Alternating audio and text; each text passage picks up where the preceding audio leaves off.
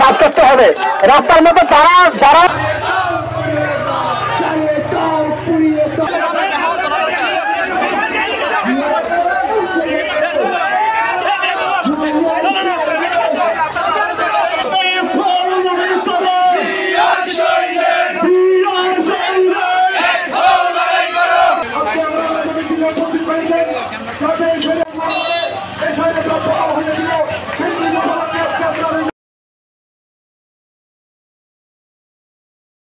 এক বছর পূর্তি উপলক্ষে